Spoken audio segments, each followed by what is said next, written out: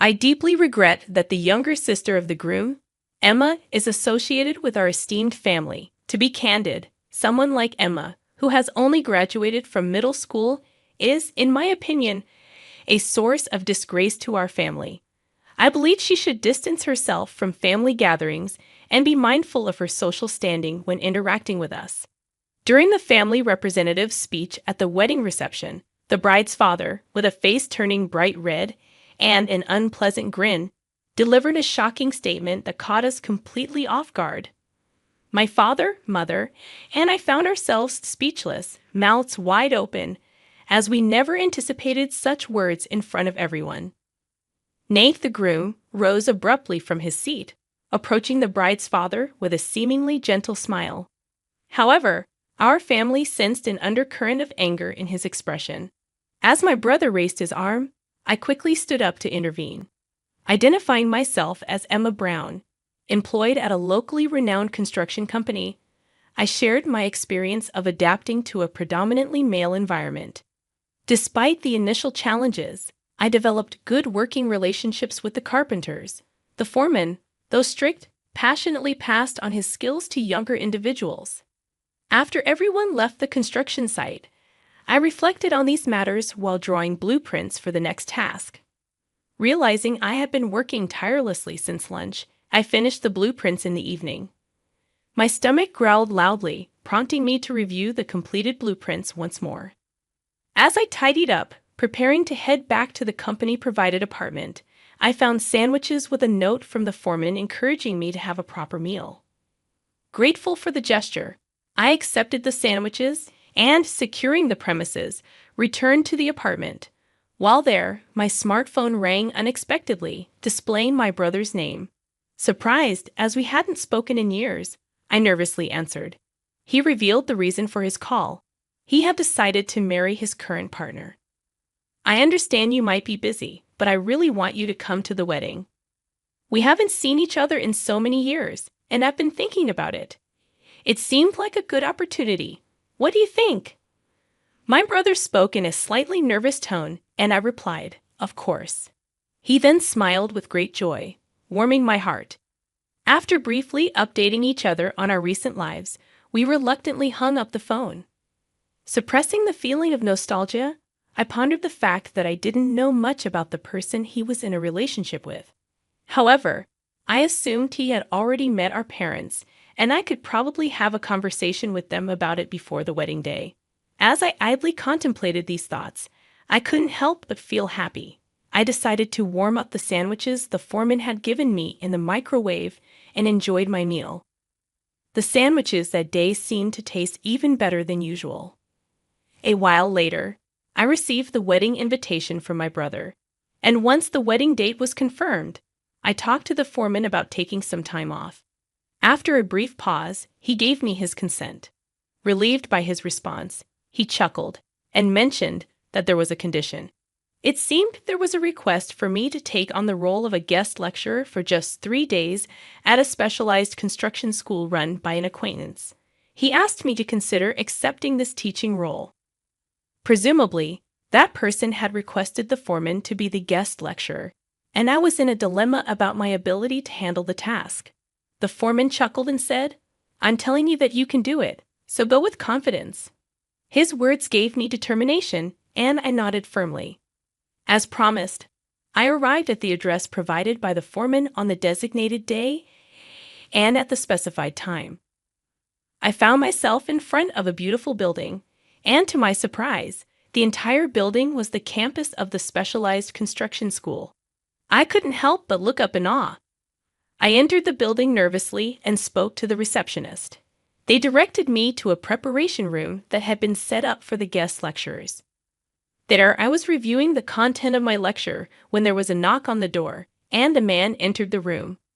I greeted the man with a puzzled expression, saying, "I'm Emma from the construction company." He stared at me as if assessing me, then let out a deep sigh. I see. Even though it's our prestigious specialized school, he couldn't easily share his skills. We talked about preserving tradition, and yet, I can't believe he's letting a woman in. Well, please do your best this time.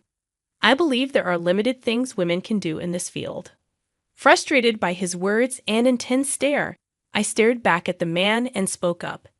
Gender doesn't matter in any industry. Good work is achieved when individual personalities come together, making dismissive comments about women unnecessary.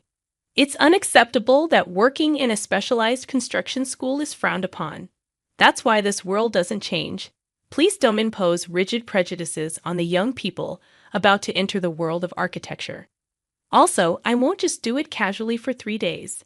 I promise to make those 3 days meaningful for the students. Having heard my words, the man let out a frustrated sigh, as if he couldn't tolerate women who assert themselves merely because they survived in a male-dominated world. He turned his back and walked away. I glared at his retreating figure, determined to deliver a lecture that would make the students look forward to the next one with burning passion. With that determination in my heart, I took my first step into the classroom for the lecture, successfully completing my 3-day stint as a guest lecturer. I left the specialized school with fond farewells from the students I had become close to. Deciding to provide a report, I returned to the construction company and informed the foreman about the content of the lectures I had delivered during those 3 days. I also mentioned the disrespectful remarks made by the person in charge on the first day. After listening to my story, the foreman took a moment to think and then simply said, "I see. It must have been tough." But there were no specific criticisms, which made me happy. I returned to my apartment, skipping with joy. Then came the long-awaited day of my brother's wedding. According to my parents, who had gathered at a hotel near the wedding venue the day before, my brother's fiancée was named Amy White. She worked as a nurse at the same hospital as my brother, responsible not only for taking care of hospitalized patients, but also highly skilled in assisting doctors in the operating room. Recalling that conversation, I made my way to the dressing room at the venue, finding the dress my mother had prepared. Seeing it, I burst into laughter. Though a bit bewildered by the fluttery dress, something I had never worn before, my skilled mother quickly took charge of my makeup and hairstyling. In no time, I found myself unable to look in the mirror, feeling too embarrassed to lift my face. After cooling my flushed cheeks and hearing compliments from my parents about how cute I'd looked, I made my way to the family waiting room. However, my attention was captivated by a particular man who was there, undoubtedly the person in charge of the specialized school. On that day, the man who had ridiculed me with a friendly smile, named Kenny White, approached us, revealing himself to be Amy's father. Despite my discomfort, I concealed it from showing on my face. I thought that our interaction would be limited to that day, and we wouldn't have any reason to speak in the future. Suppressing my irritation, I proceeded to greet him after my parents. However, either not realizing or choosing to ignore my discomfort, Kenny commented, "You look like a lovely young lady." This remark only increased my irritation. Though mostly in a position of listening to my parents' conversation and avoiding unnecessary interjections, Kenny asked about my education, and with a forced smile, I replied that I graduated from middle school and started working for personal reasons. For a brief moment, Kenny's smiling face turned slightly distorted, and I felt a cold stare. Observing his expression with a furrowed brow, trying not to be noticed, I saw him quickly return to a smile and say, "I see, that's interesting," before changing the subject. Despite the strange sense of unease due to that brief change in expression, my brother and Amy's wedding ceremony began. Amy was even more beautiful than I had imagined, and the pure white wedding dress suited her perfectly. My brother, dressed in a matching all-white tuxedo, looked incredibly dashing. Seeing them together made me smile warmly. As the wedding ceremony ended and we transitioned to the reception, my father suddenly began to look flustered. He explained that my brother had asked him to deliver the family's representative speech. As my father wiped sweat from his brow and checked his notes, I exchanged glances with my mother, sharing a wry smile. The speech from the bride's family representative began before my father's turn. Kenny seemed to be in high spirits, perhaps due to seeing his daughter in her bridal attire. He had consumed quite a bit of alcohol and appeared a bit unsteady. Eventually, Kenny stood up and made his way to the microphone, supported by the bride's mother. As I watched Kenny confidently standing in front of the microphone, despite being somewhat drunk, I couldn't help but chuckle, thinking he had a different air of authority compared to my father. With the microphone in hand, Kenny bowed and began to speak with a smirk on his face. "Thank you very much for gathering here today to celebrate my daughter's wedding. Normally, I would like to offer words of congratulations, but I want all of you to know my true feelings. I am truly sorry that the younger sister of the groom, Emma, is connected to such an outstanding family like us. To put it bluntly, someone like Emma, who only graduated from middle school, is nothing but a disgrace to the family. In my opinion, she should stay away from family gatherings and be mindful of her social status when interacting with us." The suddenness of his words left me, my father, and my mother utterly speechless. However, in the corner of my mind, Kenny's earlier expression came to mind, and I now felt like I understood the reason behind it. A sense of frustration slowly welled up within me. Then my brother, who stood up abruptly, approached Kenny with a calm smile. However, it was evident from his expression that he was clearly upset, a sentiment apparent to our family. As I saw my brother approaching Kenny and raising his arm, I stood up to intervene and stopped. My brother maintained a fixed smile and calmly took the microphone from Kenny. Observing this, I halted my movement, and my brother began addressing Kenny. "I believe that a person who values connections with people, just like you, shouldn't be unaware. But just to confirm, do you know my sister's profession?" Kenny, not understanding the meaning of the question, mumbled, "Ha," and froze in place. Seeing his reaction, my brother continued, "Don't you know?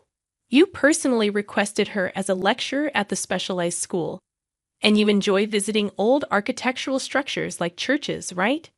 Emma is a master carpenter involved in their restoration." Upon hearing my brother's words, Kenny started trembling and suddenly shouted angrily, "What? A woman as a master carpenter? Don't play dumb. Listen here. Being a master carpenter is a specialized and beautiful skill within the world of construction. There's no way a woman could handle such a role." As Kenny continued to make a scene, seemingly forgetting there were other guests at the reception, my brother maintained his smile and spoke once more. "What are you saying? Emma is a genuine master carpenter trained under the human national treasure, Mr. Herbert Smith. Are you really suggesting that she can't handle it just because she's a woman? Since you were the one who reached out to him in the first place, why don't you hear him out?" When my brother gestured towards someone, I looked in that direction and noticed the master carpenter sitting quietly in a less conspicuous corner. I was left speechless in astonishment. The foreman, who had been silent up to that point, grinned when he made eye contact with my brother and shot a piercing stare at Kenny. "You're in a position to guide the young folks who will shape the future of the construction industry, yet you harbor such twisted prejudices, Kenny. I had heard about what was said when our Emma went to teach at your school, but this is on a whole other level. Listen up. Whether it's a woman or a man doesn't matter. It's about leveraging each person's strengths to cooperate and become the best we can be. If you keep going on about how it's a man's world, you'll be left behind by the times. And by the way, I'm pretty sure I made myself clear during the discussion about the teaching assignment. I said the best apprentice for this task is available. You think I'm underestimating things? If anything, from where I stand, you're the one underestimating us." Intimidated by the thunderous voice that echoed through the venue and the piercing gaze, Kenny's confidence seemed to evaporate. He turned as pale as a sheet and muttered, "I'm sorry," before returning to his seat in a daze. The venue remained agitated for a while, but then Amy stood up and, with a composed voice, said, "I apologize for the interruption. Let's take a short break and then resume." With a pale face, similar to the stunned Kenny, I glared at his wife, who was frantically calling out to him. She, as if influenced by that gaze, slowly led Kenny out of the venue. When the reception resumed, Amy's parents were no longer present, but she had a refreshed expression that gradually lifted the atmosphere in the venue. In the end, we were able to close it with smiles. Afterward, As the foreman was about to leave the venue, I stopped him and asked about the situation. He explained that despite being asked several times and having a brief conversation, Kenny had knelt and requested him to attend his daughter's wedding, so he reluctantly agreed to participate. When I murmured that it would have been nice if he had told me we were attending the same wedding, he scratched his head with a reluctant look and said, "I didn't think there was any need to say it. Anyway, that guy probably just wanted to somehow establish a connection with me." However, even though it was by chance, the fact that he helped me remains unchanged. So I lowered my head and said thank you. The foreman, with a wry smile, replied, "I've always tried not to treat people differently just because they're women." But when he said something like that, just then, my older brother arrived and lowered his head to the foreman, saying, "Thank you for responding to the sudden act." The foreman responded, "She is my top disciple, so being silent when someone goes that far is just unreasonable." Patting my head, I vaguely remembered the past as I felt the size and warmth of his hand. I was captivated by the work of a carpenter during elementary school. Whenever I had unpleasant experiences and needed to calm my feelings, I visited an old church. During one of those visits, I came across the foremen who were repairing that church, and that's how it all began. Watching their work, I was completely captivated by their beautiful craftsmanship. From then on, I started researching the history of old buildings and sought out books about carpentry techniques. As I grew up, I sought to become an apprentice to a master carpenter specializing in old-style construction and learn the craft to become a top-notch carpenter myself. Naturally, my father strongly objected, saying it would be difficult for a woman and that there were more suitable places for me to work. Despite his objections, I continued to persuade my parents day after day. One day, defeated by my father's arguments, lying face down on my bed, my mother came into my room. Sitting at the edge of the bed, she gently stroked my head and said, "I understand that becoming a carpenter is a challenging path and I won't oppose it. But you'll have to show your determination to your father." Feeling that this was the only path for me, I visited the construction company and asked the foreman to take me as his apprentice. Initially turned away from a place where women weren't traditionally allowed, I persisted for several months, waiting for the foreman to come out and bowing my head. During the winter of my second year in middle school, after numerous attempts at pleading, the foreman finally burst into laughter. He walked towards me, surprising me, and said, "I'm going to visit your parents right now," on the day when the foreman actually came to our house. My parents were bewildered, but the foreman bowed deeply in front of them, stating, "This young woman will surely become a top-notch carpenter someday. I can see a burning passion in her eyes. Please believe in me and entrust your daughter to me." Saying so, the foreman looked at me with a kind gaze and gently placed his hand on my head. Even though my father still seemed reluctant, my mother, with tears welling up in her eyes, said, "Please take care of her." Seeing this, my father also lowered his head towards the foreman, holding back tears. My older brother, who had witnessed many arguments between me and my father, looked at us with an indescribable expression, a memory that I still vividly recall to this day. However, while I was determined to take the first step towards my dream, the days that followed were by no means filled with only enjoyable moments. After graduating from middle school and with my parents' permission, I moved into the apartment provided by the construction company and began learning the job.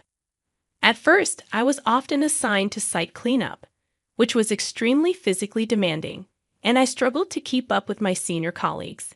Every time the work was delayed because of me, there were many instances where my senior colleagues got angry, saying things like, "This is what happens with women," or "Don't come here with half-hearted determination." Nevertheless, I didn't let it discourage me. I continued to watch and learn from the foreman and my senior colleagues' techniques, occasionally receiving guidance from the foreman himself. Before I knew it, I had grown to the point where I was entrusted with tasks alongside my senior colleagues. They began to acknowledge my skills more and started to smile and interact with me more. Finally, I started to find enjoyment in my work.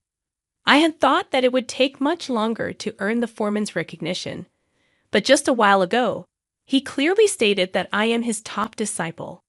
I was so happy and grinning, but then he reminded me not to get too carried away, saying there's still a lot to learn. It felt like the usual foreman had returned, and I couldn't help but straighten my posture. Watching the exchange between me and the foreman, my older brother chuckled and looked at me straight in the eye. Emma, there's something I've wanted to say for a long time. Seeing you face your dream of becoming a carpenter head-on and working hard to make it a reality, it made me realize that I could do more. It inspired me to strive for the highest I could reach in my own studies, which led me to become a doctor and help many people. I believe that if I hadn't witnessed your determination that day, I would have lived a much less fulfilling life. So, thank you truly. As he said this, I tightly squeezed my brother's outstretched hand while trying to hold back tears. It felt like a warm sensation was flowing into my heart, and both our parents and the foreman were watching us, brother and sister, with kind eyes. In the end, after that incident with Kenny and the fear of upsetting the living National Treasure foreman, Kenny experienced his first setback. Having never faced failure before, having graduated from a prestigious university, he struggled to bounce back from it and eventually decided to step down from his position as chairman of an educational institution, passing it on to his successor. Amy shared this with me when she came to apologize to me again. She was apparently fed up with her father, who was obsessed with academic achievements, and her mother, who accommodated that mindset. So when I saw Amy laugh confidently and declare that she was cutting ties with them, I couldn't help but exchange a knowing smile with my brother, both of us chuckling. I continued to learn the craftsmanship of a carpenter under the foreman while working harmoniously with my senior colleagues. However, in reality, I have taken on another job. It's a job that the school formally requested after receiving requests from students who had previously taken special lectures. I teach carpentry techniques at a construction-focused vocational school twice a week. Both jobs are fulfilling, and I am currently leading a very satisfying life. One day, when I reported about my work at the vocational school, the foreman suddenly burst into laughter with a joyful expression on his face. If I hadn't met you, I probably wouldn't have allowed women on the construction side even now, and I never even thought about passing on my skills to people with such different aspirations like this. You're the one who changed me. Watching the foreman laugh like that, I couldn't help but smile, and I felt a warmth spreading through my heart. I thought to myself that it was a good decision to work here.